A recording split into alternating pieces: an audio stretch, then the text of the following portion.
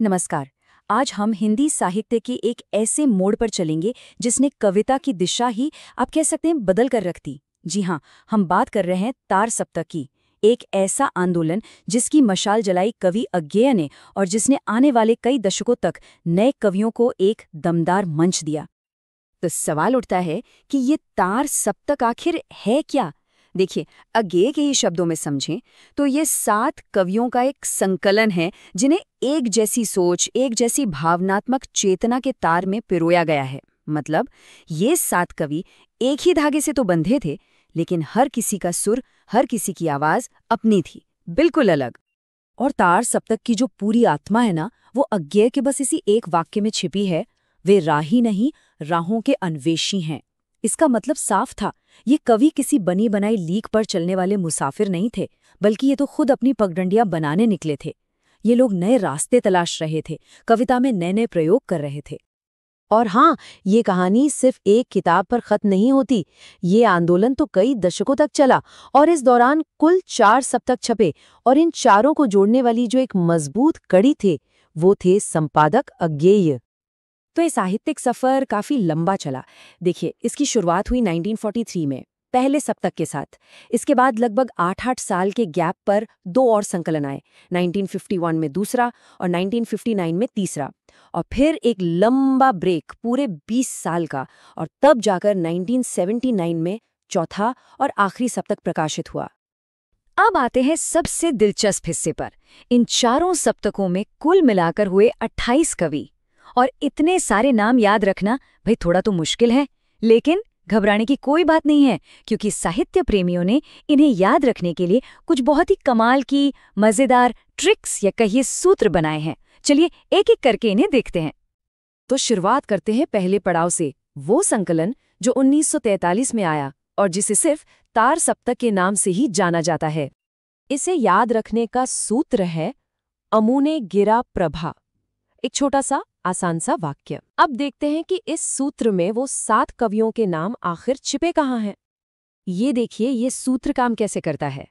अ से जाहिर है संपादक अज्ञेय खुद, मु से मुक्तिबोध, ने से नेमीचंद्र जैन, और फिर गिरा प्रभा से गिरिजा कुमार माथुर, रामविलास शर्मा, प्रभाकर माचवे और भारत भूषण अग्रवाल। है ना एकदम आसान। ठीक 8 साल बाद 1951 में दूसरा सप्तक आया, और इसके कवियों को याद रखने की ट्रिक तो और भी शानदार है। ये तो एक पूरी कहानी जैसा लगता है। सुनिए, धर्मवीर और शमशेर शकुंतला का हरण करके भागे। है ना मजेदार। चलिए अब इस वाक्य के पीछे छिपे कवियों को खोजते हैं। तो इस कहानी में कौन कौन है? धर्मवीर भारती, शमशेर बहादुर और शकुंतला माथुर। ये तो सीधे सीधे मिल गए। अब बचा हरण शब्द। इससे हमें मिलते हैं 3 और नाम। ह से हरिनारायण व्यास, र से रघुवीर सहाय और न से नरेश मेहता, और आखिर में भागे से याद आते हैं भवानी प्रसाद मिश्र। वाकई कमाल की ट्रिक है। अब हम पहुंचते हैं 1950 के दशक के आखिर में, जब 1959 में तीसरा सप्तक प्रकाशित हुआ। इसके लिए सूत्र थोड़ा लंबा है, लेकिन उतना ही दिलचस्प भी। सूत्र है, प्रयाग विजय में कीर्ति ने कुंवर सर से केदार के मन की बात कही।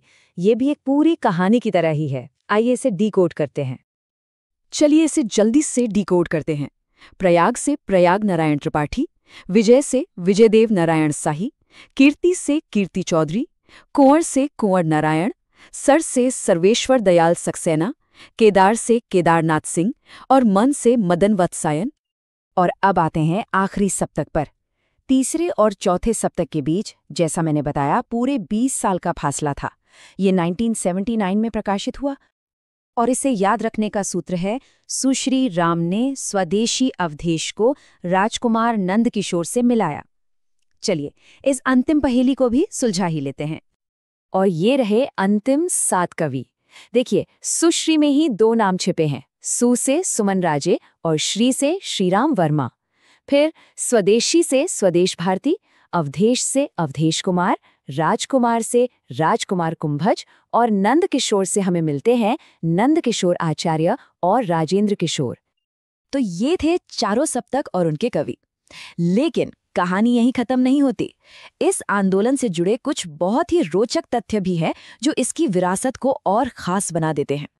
सोचिए, इन 28 राहों के अन्वेषियों में एक बात जो ध्यान खींचती है वो ये कि इनमें केवल 3 महिला कवयित्रियां शामिल थीं। ये उस समय के साहित्यिक परिदृश्य को भी कहीं ना कहीं दिखाता है। ये 3 कवयित्रियां थीं। शकुंतला माथुर, जो द्वितीय सप्तक में शामिल होने वाली पहली महिला थीं, फिर तृतीय सप्तक में आईं कीर्ति चौधरी और चतुर्थ सप्तक में सुमन राजे। और ये तथ्य तो बहुत ही अनूठा है। पहले सप्तक के कवि गिरिजा कुमार माथुर और दूसरे सप्तक की कवयित्री शकुंतला माथुर पति पत्नी थे। मतलब एक ही घर में 2 अलग-अलग सप्तकों के कवि।